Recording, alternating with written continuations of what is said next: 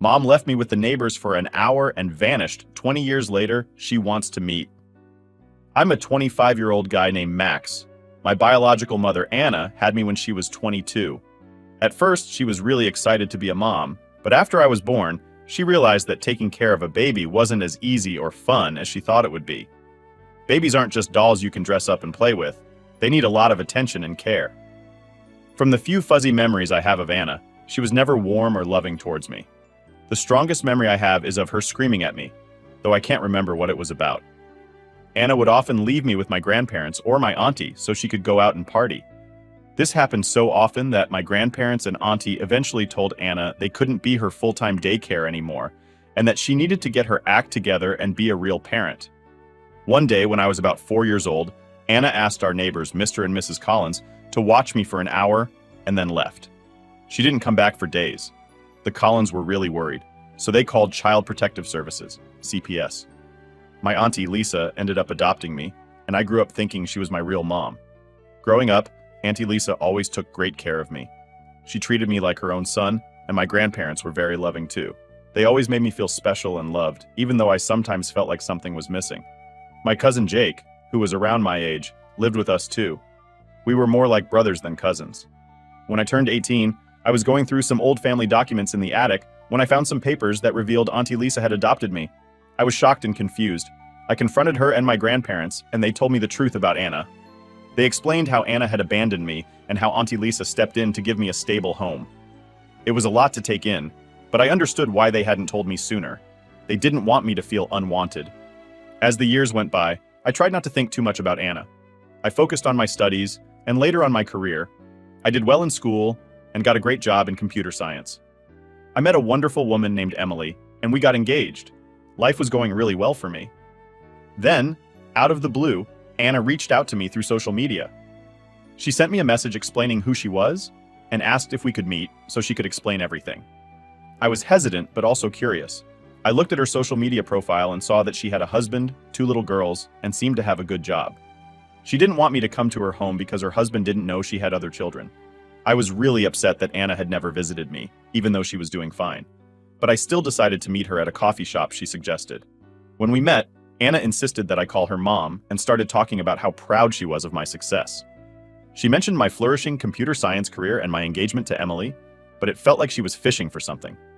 The conversation took a turn when Anna started hinting at financial struggles and how proud she was of me for being successful. It made me think she wanted money or favors from me. I felt angry and told her I wasn't interested in having a relationship with her. I said I didn't want to be used by her. She had abandoned me and was embarrassed by me because she never told her husband about me. I thought she was only trying to get back into my life because she wanted something from me. Anna insisted that she wasn't trying to use me, but I didn't believe her. I told her she should focus on the 2 kids she didn't abandon and accept that I would never care about her. Anna started crying, but I didn't care and left her at the coffee shop. After that meeting, things got even more complicated. Anna started sending me long messages, trying to explain herself and asking for another chance. She even tried contacting Auntie Lisa and my grandparents to get them to convince me to talk to her. My family supported me and told Anna to respect my decision, but the whole situation was very stressful. Then one day, I received a message from Anna's husband, John. He had found out about me and was furious that Anna had kept such a big secret from him. He asked to meet me, wanting to know more about his wife's past. I was reluctant, but agreed to meet him. During our meeting, John told me that Anna had always been a bit secretive, but he never expected something like this. He apologized for her behavior and told me that he understood if I didn't want to have any contact with her. Meanwhile, Emily, my fiancée, was very supportive throughout this ordeal. She suggested that I see a therapist to help process my feelings about Anna. I took her advice and started seeing Dr. Miller, a kind and understanding therapist. Dr. Miller helped me work through my anger and confusion about my biological mother. He helped me see that it was okay to feel hurt and that I didn't have to force a relationship with Anna if I didn't want to. Just when I thought things were settling down, another shocking event happened. I found out that Anna had been trying to contact Jake, my cousin, and convince him to talk to me on her behalf. Jake told me that she had even tried to visit him at his workplace. This was the last straw for me. I felt like Anna was crossing too many boundaries. I decided to write a heartfelt letter to Anna explaining everything I felt. I told her how much she had hurt me by abandoning me, and how difficult it was to grow up feeling unwanted. I told her that I appreciated her attempts to reach out, but that I needed space and time to heal. I asked her to respect my wishes and not contact me or my family anymore. After sending the letter, things finally started to calm down. Anna respected my request and stopped trying to contact me. I continued my therapy sessions with Dr. Miller, and over time I felt more at peace with my decision. I focused on my relationship with Emily and our upcoming wedding. One day while visiting my grandparents, my grandmother shared a story I had never heard before. She told me about a time when Anna was very young and how she had always struggled with responsibility. My grandparents had tried to help her, but Anna had always been a free spirit, more interested in partying than taking care of a child. This story didn't excuse her behavior, but it helped me understand a bit more about her. Now for the top comments before the update. Not the idea. If Donna Show's drop has truly changed, then that means she was always capable of change? But I just wasn't worth changing for. Yeah, she might have changed, but where was she in your life over the years that she had changed? You don't owe her anything. She didn't raise you. You're allowed to feel however you want about her. This is absolute incorrect. Also, she didn't change. Okay, it sounds like your aunt. Auntie did a great job raising you. You're successful, and you don't let people who did damage to you walls back in and take advantage of you. Seems like you have your life pretty well put together. You are absolutely not the idiot for not letting her mess it up. She didn't want you to come over because her new family didn't know about you, and also wanted to have a secret relationship with you, and wanted you to call her mom. These two don't add up. Essentially, she's trying to be sneaky with her real family because, of course, she doesn't want them to know her true colors. Opie, please abandon this woman the same way she abandoned you. I'll go as far as to say you were pretty generous in the way you treated her. Your mom was 22 when she had you, and 26 when she walked out on you at that age. No one is that immature not to know the consequences of leaving your kid behind and the heartbreak that causes. 21 years passed where she could have reached out to you. 21 years, my dude. You shouldn't feel sorry for what you said, and you don't owe her anything. Update 1. After all the back and forth, the emotional upheaval, and trying to establish boundaries with Anna, I got a message on Facebook that flipped everything upside down. It was from one of Anna's kids, my half-sibling. I hadn't had much contact with them before, so this was a surprise. The message had some shocking news that was hard to digest. In the message, my half-sibling accused me of being selfish for not helping Anna in a way I never expected. Apparently, Anna needs a kidney transplant, and she had been hoping I would be a potential donor. Yeah, you read that right. The message was pleading, calling me out for not stepping up to save their mom. The tone was desperate, but also kind of accusatory, like I was some villain for not offering up an organ to someone who had been a stranger to me most of my life. Reading that message felt like getting punched in the gut. Here I was, thinking Anna was reaching out to make amends and maybe forge some sort of relationship. But this? It felt like another manipulation, but on a whole new level. The worst part was how it involved her kids. That just didn't sit right with me. It felt so unfair to them and to me. Yeah, but also just incredibly sad. How had things gotten to this point? Where does one even begin to process this kind of revelation? I talked to Emily, my fiancée, about it. She was as shocked as I was, but supportive as ever. She agreed that this situation was way out of normal and advised caution in how we proceeded. I needed answers. I decided to confront Anna directly. We met at the same coffee shop as before, and I asked her point blank about the kidney situation. The conversation was tense. At first, she tried to skirt around it, playing the sympathy card, talking about her health issues. But when I pushed, she finally admitted it. She was hoping I'd be a match and willing to donate. I felt so many things at once: betrayal, confusion, anger. I told her how wrong it was to try to use me like this, especially through her kids. The whole meeting was emotionally charged, and by the end, I was just drained. I walked away from that encounter knowing that any chance of a meaningful relationship was probably gone forever. This whole ordeal made me reevaluate a lot of things about family and obligation. I found myself questioning the very nature of biological ties and what they obligated me to. I was torn because on one hand, here was a human being in need, a human being who also happened to be my biological mother. But on the other hand, there was this massive history of neglect, abandonment, and now manipulation. I talked a lot with my therapist, Dr. Miller, about it. He helped me sort through my feelings without judgment. We discussed the ethics and emotional impact of the situation, and he offered some much-needed clarity. In the end, I decided against getting tested to see if I was a match. It was a tough choice, and I didn't make it lightly. I had to consider my own mental and emotional well-being, and I realized that I couldn't go through with it. Not with all the emotional strings and history attached. Update 2. A few days after our intense conversation, I got a call from Anna. I was hesitant to answer, but I figured maybe she had some closure to offer or something. Instead, she went straight to business. She and her husband, John, wanted to offer me money for my kidney. Yeah, you heard that right. Money. As if my kidney was just some spare part I could auction off to the highest bidder. Anna tried to sweeten the deal by throwing in all kinds of numbers, talking about how this could set me up financially, help me out with any debts, or fund future plans. The whole conversation felt so surreal, like, was she seriously trying to buy an organ from me? Then came the emotional manipulation. Anna laid it on thick. She kept saying, "You are my blood. You should help me." As if sharing DNA obligated me to give up part of my body. It was so manipulative, and honestly, it made me pretty angry. How could she think it was okay to just expect that from me after everything? John was on the call too, backing up everything Anna said. It seemed like they had rehearsed their pitch, each chiming in about the benefits of me helping out, the risks being minimal, and how it was a win-win situation. The way they tag-teamed it made the whole thing feel even more transactional. I couldn't believe these were the people I was supposed to consider family. I shut it down, firmly, told them that my organs weren't for sale and that it was pretty messed up for them to even suggest it. I made it clear that this wasn't just a simple business transaction. It was my life, my health, and no amount of money could make me compromise on that. I ended the call pretty abruptly because honestly, what more was there to say? After hanging up, the weight of the conversation really hit me.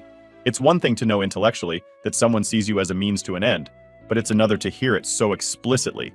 I spent a long time just processing how deep the manipulation went and how desperate they must have been to even propose such a thing. I talked it over with Emily, and she was as shocked as I was, but also super supportive. She helped me sort through the anger and betrayal to get to a place where I could just pity them for being so lost in their own needs that they couldn't see how wrong their actions were. So here's where I'm at now. I've decided to cut all communication with Anna and John. No calls, no messages, no social media, nothing. I need to protect my peace and mental health. It's been a tough decision, especially knowing that Anna is in a bad place health-wise, but I've learned that I need to prioritize my own well-being. I've also been leaning on my support network more than ever, talking to friends, spending quality time with Emily, and just trying to reinforce the positive relationships in my life. I'm also sticking with therapy because, man, this is a lot to unpack. As for the future, I'm focusing on the good stuff.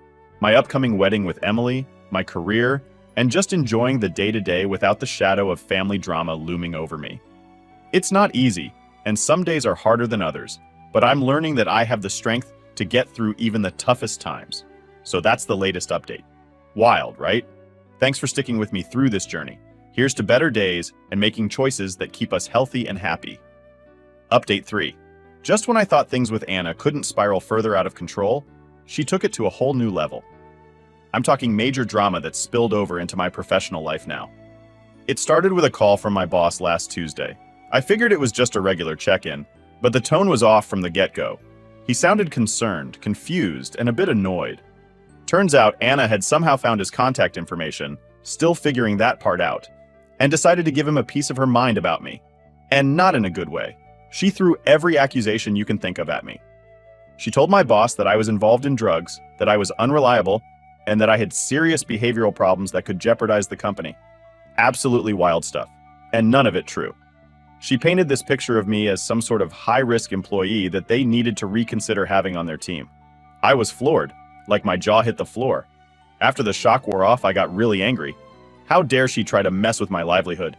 This isn't just some family drama anymore. She's trying to ruin my reputation and career. I felt so betrayed and violated that she would go this far just to get back at me for not giving her what she wanted. I had to go into immediate damage control mode. I sat down with my boss and explained the entire situation. I told him about Anna's health condition, her desperation for a kidney donor, and how I had decided not to get involved. I explained that her reaching out to him was likely a retaliation for my refusal to help her. Luckily, my boss was understanding. He was shocked, of course, but he knew me well enough to sense that the accusations didn't add up. We've worked together long enough for him to know my character and work ethic. After our conversation, he reassured me that he took the information Anna provided with a massive grain of salt, but it was still an uncomfortable situation to navigate. After calming things down at work, I spoke to a lawyer. This kind of interference in my professional life is serious, and I wanted to know what my options were. The lawyer confirmed that Anna's actions could constitute defamation and tortious interference, meaning she's intentionally trying to damage my relationship with my employer and disrupt my career. We discussed the possibility of sending a cease and desist letter to formally warn Anna against further contact or defamation. It's a big step, and I'm still weighing the pros and cons, but I'm leaning towards taking legal action if she doesn't back down. This has gone too far, and it feels necessary to put some legal muscle behind my demand for her to stop. This whole ordeal has taken a significant emotional toll on me. It's one thing dealing with personal attacks, but when someone tries to take down your professional life, it hits differently. I've been trying to keep a cool head at work and not let this affect my performance, but it's tough. Nights have been hard. There's a lot of tossing and turning, just replaying things over in my mind. Through all of this, Emily has been my rock. She's been incredibly supportive, helping me process my feelings and just being there to listen whenever I need to vent.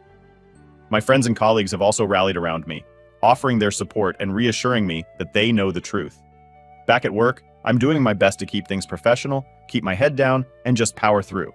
But you better believe it's awkward. I mean, even though my boss is cool about it, there's this unspoken tension now. It's like everyone's wondering if there's any truth to the madness Anna spewed, and I hate that. I hate that her lies might make people doubt me. I ended up having a sit-down with my team, just to clear the air. I figured transparency was the best approach. I didn't dive into all the gory details, but I laid out enough so they'd get why my so-called mother might be trying to stir up trouble. They were all pretty understanding, and a few even shared their own crazy family stories, which kind of helped lighten the mood. It's weirdly comforting to know you're not the only one with a family that could star in a soap opera. Digging into the legal side of things is like opening a whole new can of worms. My lawyer's been great, walking me through what actions we can take, how we can protect my professional life, and even how to safeguard against further personal attacks. We're drafting that cease and desist letter, and I'm bracing myself for whatever comes next. If Anna thinks she can intimidate me into submission, she's got another thing coming. Update 4. Alright, so the latest update in this ongoing drama with Anna is that I've decided to ramp things up legally and publicly.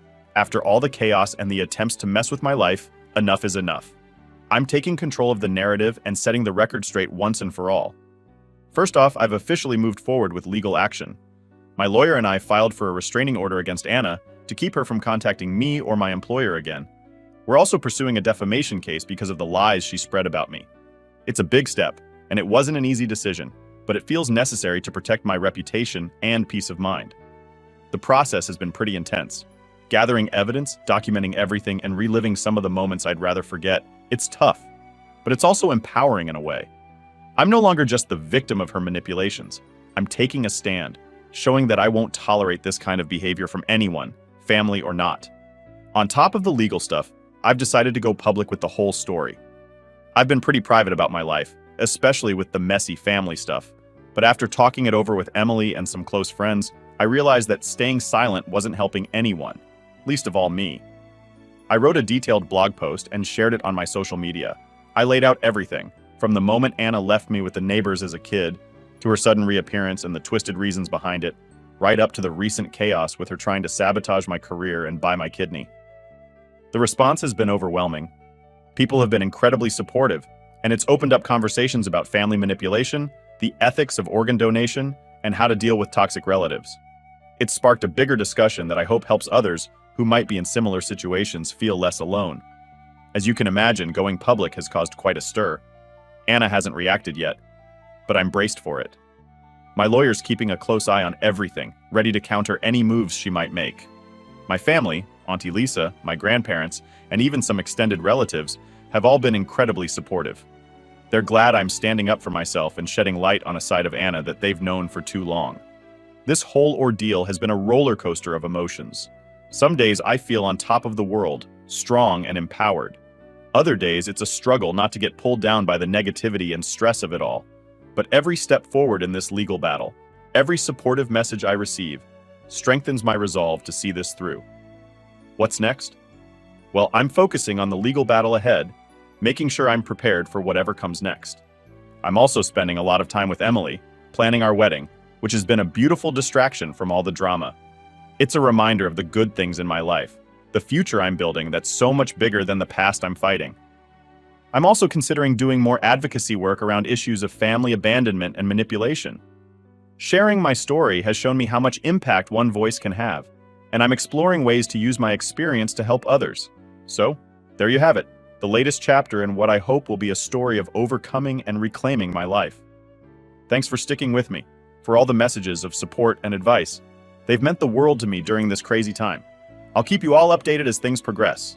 Here's to fighting the good fight and making sure the truth wins out.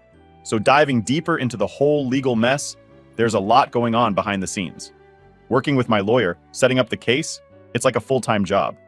We're pulling together all sorts of evidence, from texts and emails to those crazy social media posts Anna made. Each piece tells a part of the story, and piecing it all together feels like we're building a fortress of facts. It's tedious, but kind of thrilling too. Knowing every document we file is another step towards setting things right. The legal system is a beast. There are so many rules, so many deadlines. My lawyer is great at guiding me through it all, but man, it's a lot to take in. We talk strategy like we're planning a battle. Every move is calculated, from how we present the evidence to predicting how Anna might respond. It's like chess, but with higher stakes. On the emotional front, some days are tougher than others. There are moments when I'm pumped, ready to take on the world and clear my name. Then there are nights when doubts creep in, and I wonder if I'm doing the right thing. It's draining, this constant up and down. Thank goodness for Emily and her unwavering support. She's been my rock, keeping me grounded when it feels like the world's spinning out of control. Going public was a game changer. The blog post blew up bigger than I expected. People I've never met are reaching out with their own stories, their own battles. It's both heartbreaking and inspiring to see how many others are dealing with similar issues. I've started responding to comments, sharing more of my thoughts, and engaging in this surprisingly supportive online community. It's given me a sense of purpose, a feeling that by sharing my story, I'm not just helping myself, but maybe helping others too. Of course, not everyone's on my side. There are a few trolls, some naysayers who think I'm the bad guy for airing dirty laundry or for refusing to help Anna. Dealing with them has been a challenge. I try to keep it cool, stick to the facts, and not let them get under my skin. But some days, it's harder than others. You put yourself out there, and not everyone's going to be kind. Learning to deal with that has been part of the journey. With the wedding planning, work, and this legal battle, my plate is more than full. It's like juggling flaming torches. But focusing on the wedding, picking out venues, tasting cakes, choosing invitations, it's a happy distraction. It's a reminder of why I'm fighting so hard, what I'm fighting for, a future with Emily, a life of peace and happiness. Through all this, I've been doing some serious thinking about forgiveness. Can I forgive Anna? Should I? It's a tough question. Part of me knows holding on to anger won't help in the long run, but forgiving feels like letting her off the hook. It's a work in progress, figuring out what forgiveness looks like for me.